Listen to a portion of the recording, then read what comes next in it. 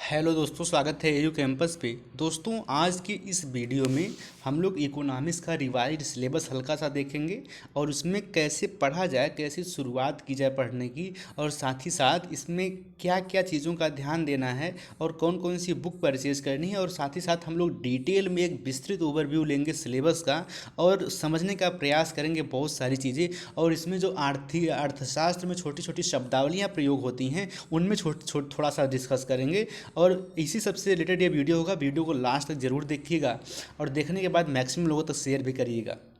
देखिए, आप लोगों के अर्थशास्त्र में तीन पेपर हैं बेसिकली। आप लोगों के अर्थशास्त्र में तीन पेपर हैं बेसिकली, जिसमें आपका एक पहला है माइक्रो इकोनॉमिक्स। पहला है, देखिए यहाँ पे देखिए, पहला है माइक्रो इकोनॉमिक्स। दूसरा है इंडियन इकोनॉमी, जिसमें आपका नेचर एंड प्रॉब्लम पढ़नी है। और तीसरा पेपर आपका टेक्निक ऑफ इकोनॉमिक एनालिसिस, मतलब स्टैटिक्स का एक तीसरा पेपर है। और तीनों ही पेपर 50-50 नंबर के होते हैं। तीनों ही पेपर 50-50 नंबर के होते हैं और 150 नंबर का आपका फाइनल तीनों पेपर का पूर्णांक होता है, मैक्सिमम मार्क्स होता है। ठीक है दोस्तों। अब वहीं पे अगर हम इसके बाद बात करें आप लोगों से, आप लोगों का जो पहला पेपर है माइक्रो इकोनॉमिक्स। ठीक है दोस्तों, माइक्रो इकोनॉमिक्स में 4 यूनिट है। अब समझिएगा, माइक्रो इकोनॉमिक्स में 4 यूनिट है। हर यूनिट से एक एक प्रश्न आएगा लॉन्ग वाला, जो 8-8 नंबर का होगा, 32 नंबर होंगे। उसके साथ साथ पहला 5 ऑप्शनल होगा 5 नंबर का। उसके बाद टिप्पणी लिखने होगा और फाइनल आप लोगों को 50 नंबर का पेपर होगा। 3 घंटे समय होगा। अब ये 4 यूनिट हैं। आप लोगों की इसमें पहला ही टॉपिक एक बड़ा बेसिक इंट्रोडक्शन के तौर पे आप लोगों को पढ़ना होता है, जिसमें आप लोगों के 60 क्वेश्चन आते हैं। आप लोग देखेंगे पिछले ईयर का प्रश्न, तो आपके जो लॉन्ग क्वेश्चन आते हैं वो कंज्यूमर बिहेवियर से ही आते हैं। कंज्यूमर बिहेवियर से आते हैं। इसी इतने में से लॉन्ग 2 क्वेश्चन आते हैं, जिसमें से आपको एक करना होता है। सबसे पहली टॉपिक है nature of micro economics and it's differences from micro economics. सबसे पहले अगर हम आपसे पूछें दोस्तों कि अर्थशास्त्र है क्या, व्हाट इज़ इकोनॉमिक्स, तो आप लोग बहुत पहले से ही पढ़ते आए हैं। और अगर पुराने दृष्टिकोण से देखें, जो क्लासिकल अर्थशास्त्री हैं उन लोगों ने माना कि जो अर्थशास्त्र है बेसिकली अर्थशास्त्र धन का विज्ञान है। इसी क्रम में आप लोगों ने 1776 में एक बुक लिखी, एक बहुत ही महत्वपूर्ण अर्थशास्त्री रहे जिनका नाम था एडम स्मिथ। उन्होंने 1776 में एक बुक लिखी, वेल्थ ऑफ नेशन, और उसमें उन्होंने कहा कि जो अर्थशास्त्र है वो धन का विज्ञान है। Economics is the science of money. अर्थशास्त्र धन का विज्ञान है। लेकिन यह अपने आप में एक संकीर्ण डिफिनेशन रही, नैरो डिफिनेशन रही। उसके बाद जैसे जैसे लोगों के नॉलेज बढ़ते हैं, हम लोग 18वीं शताब्दी में आते हैं, 19वीं शताब्दी में आते हैं, तो अर्थशास्त्र एक बृहद विज्ञान बन जाता है और इसकी बहुत सारी ब्रांचेज निकलने लगती हैं। उसके बाद हम लोग अर्थशास्त्र को सिर्फ धन से ना जोड़ के उसके बाद मानव वेलफेयर से जोड़ के देखने लगे और इसकी तमाम ब्रांचेज निकली। और इसी क्रम में जो दो महत्वपूर्ण ब्रांच हैं वो एक माइक्रो इकोनॉमिक्स है और दूसरी माइक्रो इकोनॉमिक्स है। इसी इकोनॉमिक्स से दो महत्वपूर्ण ब्रांचेज बनती हैं दोस्तों। एक का नाम है माइक्रो इकोनॉमिक्स और दूसरे का नाम है माइक्रो इकोनॉमिक्स। एक है माइक्रो और दूसरा है माइक्रो। माइक्रो आप लोग फर्स्ट ईयर में पढ़ेंगे और माइक्रो आप लोग सेकेंड ईयर में पढ़ेंगे। अब इसमें पूछा है कि माइक्रो इकोनॉमिक्स है क्या और ये कैसे माइक्रो इकोनॉमिक्स से डिफरेंस है, मतलब व्यष्टि अर्थशास्त्र क्या है और ये समष्टि अर्थशास्त्र से डिफरेंस कैसे है। दोस्तों, अगर हम आप लोगों से बात करें माइक्रो इकोनॉमिक्स का, तो माइक्रो इकोनॉमिक्स का मतलब दोस्तों कि किसी भी देश की जो प्रॉब्लम है उसका यूनिट लेवल पर, उसका इंडिविजुअल लेवल पर स्टडी करना माइक्रो इकोनॉमिक्स है। ठीक है दोस्तों, समझ पा रहे हैं बात। मतलब अगर हम कहें आपको अर्थशास्त्र की भाषा में, तो micro economics is the study of economic action of individual and small group of individuals. मतलब देखिए, किसी पार्टिकुलर फर्म का अगर हम अध्ययन करेंगे, किसी पार्टिकुलर हाउस होल्ड का अध्ययन करेंगे, या किसी इंडिविजुअल प्राइस का, वेजेस का, इनकम का, इंडिविजुअल इंडस्ट्री का अध्ययन करेंगे, या फिर किसी पर्टिकुलर कमोडिटीज़ के बारे में अध्ययन करेंगे, तो हम लोग उसको व्यष्टि अर्थशास्त्र के अंतर्गत करेंगे। और वही आप लोग इसमें पढ़ेंगे भी कि एक कंज्यूमर है, एक जो उपभोक्ता है, वो विभिन्न परिस्थितियों में उसका व्यवहार कैसा होता है, वो किन किन परिस्थितियों में संतुलन की अवस्था पे रहता है और उस पर प्राइस घटने और बढ़ने का क्या इफेक्ट होता है। इसी क्रम में आप लोग इंडिफरेंस कर पढ़ेंगे, law of demand and supply पढ़ेंगे। तो पहली यूनिट आपकी कंज्यूमर बिहेवियर से ही रिलेटेड है, उपभोक्ता के व्यवहार से रिलेटेड है। एक पर्टिकुलर उपभोक्ता के बारे में हम लोग पढ़ते हैं, तो समझ गए। और माइक्रो इकोनॉमिक्स वहीं पर हम लोग ब्रांड लेवल पे, हम लोग उच्च लेवल पर, मतलब एक माइक्रो में संकीर्ण, और माइक्रो में मतलब ब्रॉड लेवल पर अध्ययन करते हैं, जैसे नेशनल इनकम, पूरे देश की राष्ट्रीय आय क्या है, पूरे देश की जो जो पूरे देश की आउटपुट क्या है, पूरे देश का निर्यात क्या है, पूरे देश का आयात क्या है, पूरे देश का ट्रेड बैलेंस क्या है। तो इसको हम माइक्रो इकोनॉमिक्स के अंतर्गत अध्ययन करते हैं। वहीं माइक्रो इकोनॉमिक्स से हम लोग यूनिट लेवल या इंडिविजुअल लेवल पर अध्ययन करते हैं। तो मुझे लगता है आप लोग माइक्रो इकोनॉमिक्स और माइक्रो इकोनॉमिक्स का जो बेसिक मतलब है, जो मोटा मोटा एक इसका ओवरव्यू है, वो आप लोग समझ पाए होंगे। साथ ही साथ दोस्तों इसके बाद आप लोगों का ये वाला जो है यूनिट 1 में ये चीज़ हो गई। उसके बाद कंज्यूमर बिहेवियर पढ़ना है आप लोगों को, और उसके बाद ये सारी चीज़ें पढ़ना है। लॉ ऑफ डिमांड पढ़ना है। आप लोग शुरू से ही पढ़ रखे होंगे कि there is reverse relationship in the price and quantity demanded. किसी वस्तु की क्वांटिटी और उसकी प्राइस में विपरीत संबंध होता है, जिसे लॉ ऑफ डिमांड कहते हैं। ये सारी चीज़ों का विस्तृत अध्ययन आप लोग करेंगे। उसके बाद आपका जो दूसरी यूनिट में है प्रोडक्शन फंक्शन पढ़ना है आप लोगों को, कि किसी वस्तु का उत्पादन क्या होता है, एंड एलिमेंट्री ट्रीटमेंट, मतलब इसका बहुत बेसिक लेवल पढ़ना है। लॉ ऑफ वेरिएबल प्रोपोर्शन है, returns are to scale, substitution in production, producer equilibrium.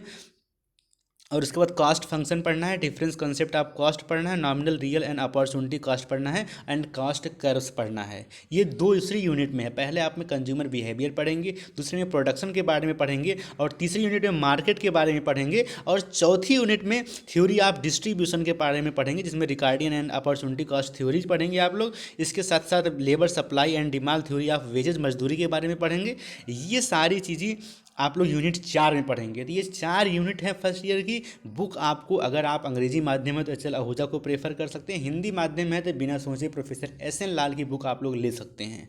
ठीक है दोस्तों, तो ये पेपर पहला का हम लोगों ने डिटेल डिस्कशन किया।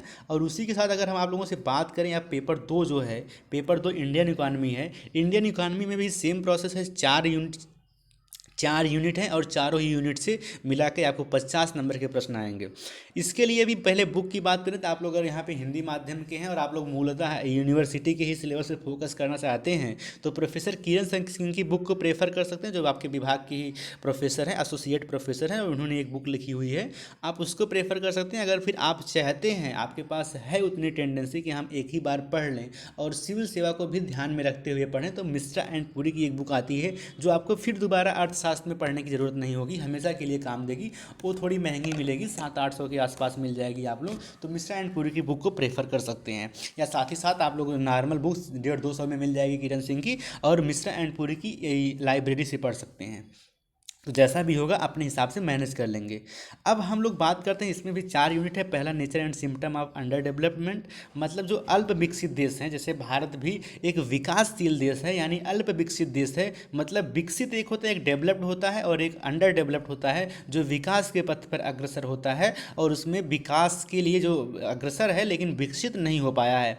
उससे क्या क्या मेन फीचर होते हैं, जैसे आप लोग देखेंगे कि लो पर कैपिटा इनकम है ना, किसी देश की अगर लो पर कैपिटा इनकम है, या फिर उसकी एनुअल इनकम जीडीपी जीएनपी कम है, तो उसको हम अंडर डेवलप के अंदर रखते हैं। ये सारी चीज़ें आप लोग पढ़ेंगे। इसमें इंडिया आज फॉरेन ट्रेड पढ़ेंगे आप, कंपोजिशन एंड डायरेक्शन, ये 3-4 टॉपिक हैं। ढंग से अगर आप लोग पढ़ देंगे तो 3-4 दिन में आप लोग पहली यूनिट आसानी से पढ़ पाएंगे। और इसमें एक कॉमन क्वेश्चन हर बार आएगा कि भारत एक अल्प विकसित है कि विकासशील है कि विकसित है, अगर कौन सा है तो उसकी विशेषता लिखिए, उसकी मेन कैरेक्टरिस्टिक लिखिए, तो आप लोग ये आसानी से कर पाएंगे।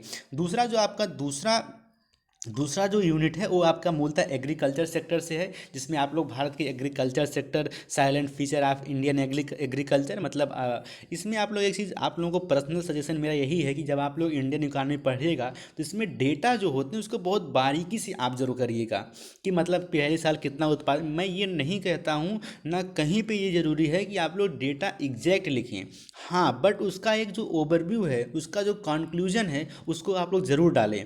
जैसे अगर आप लोगों से इंडियन इकोनॉमी, जैसे इंडियन एग्रीकल्चर का फीचर पूछा, और इसमें आप लोग सिंचाई की बात कर रहे हैं कि भारत में सिंचाई की क्या व्यवस्था है, तो पहले किस प्रदेश में कितनी सिंचाई हो पा रही थी, अब कितनी उपलब्ध है। उसके बाद जैसे अगर आपको भूमि का स्वरूप दिखना है कि पहले जो भूमि थी कितनी बड़ी थी, मतलब जो उसकी एरिया थी वो कितनी बड़ी थी, अब जो भूमि का आकार है कैसे कम हो रहा है। तो ये आप लोग उसको दिखाएंगे डेटा के माध्यम से, अगर अच्छा मार्क्स लाना चाहते हैं इंडियन इकानमी में तब, नहीं तो इसमें जनरल मार्किंग होती है, नंबर पाना बड़ा मुश्किल होता है। और उसके बाद चेंजिंग ऑफ एग्रीकल्चर स्ट्रक्चर, मतलब एग्रीकल्चर का स्ट्रक्चर कैसे चेंज हो रहा है। जो पहले खेत का स्वरूप हुआ करता था वो 20-20 बीघा हुआ करता था और आज के समय में कितना छोटा हो गया है, इन सब की चीज़ें में आप लोग पढ़ेंगे। उसके साथ क्रेडिट सिस्टम पढ़ेंगे, रोल ऑफ कमर्शियल बैंक के बारे में पढ़ेंगे, रीजनल रूरल बैंक पढ़ेंगे, कोऑपरेटिव बैंक पढ़ेंगे, प्राइमरी एग्रीकल्चर क्रेडिट सोसाइटीज़ पढ़ेंगे, और उसका नाबार्ड करेंगे, in rural credit and rural unemployment in India. इसके साथ साथ आपको अनएम्प्लॉयमेंट के बारे में भी पढ़ना है, इससे भी प्रश्न आते हैं, नाबार्ड से भी हर बार प्रश्न आते हैं, अच्छे खासे प्रश्न इन्हीं सब चीज़ों से बनते हैं। तो आप लोग ये यूनिट भी एग्रीकल्चर वाले देख पाएंगे।